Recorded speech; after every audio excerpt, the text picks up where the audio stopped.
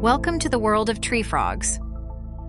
Today, we explore the differences between two closely related species, the eastern gray tree frog and Cope's gray tree frog. By the end, you'll be able to tell these two amphibians apart with ease. At first glance, these two frogs look almost identical. Both species have a mottled gray or green appearance, which helps them blend seamlessly into their surroundings.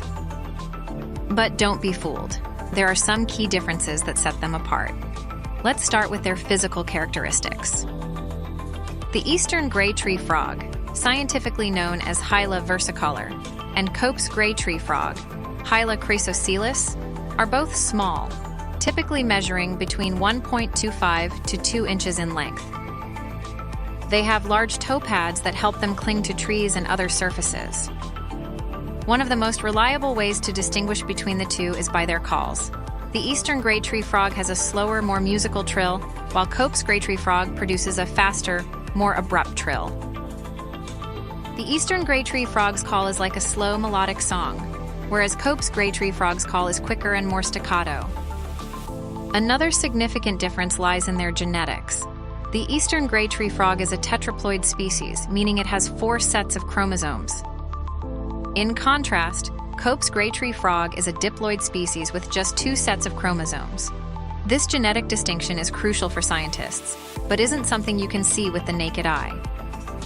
While this genetic difference doesn't affect their appearance, it does influence their behavior and habitat preferences. Speaking of habitat, both species are found in similar environments across the eastern United States, from woodlands to swamps. However, Cope's gray tree frog tends to prefer slightly drier habitats compared to the eastern gray tree frog. Behaviorally, both frogs are nocturnal and spend most of their time high up in trees, coming down mainly to breed in temporary pools of water.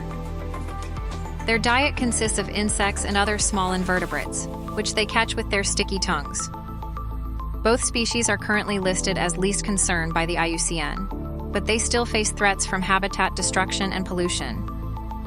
Conservation efforts are essential to ensure these creatures continue to thrive in their natural habitats. Footage of conservation efforts, such as habitat restoration. By understanding the differences between these two species, we can better appreciate the diversity of life in our forests and the importance of protecting it. So the next time you hear a tree frog's call, take a moment to listen closely. You might just be able to tell if it's an eastern gray tree frog or Cope's gray tree frog. Thanks for joining us on this journey into the world of tree frogs.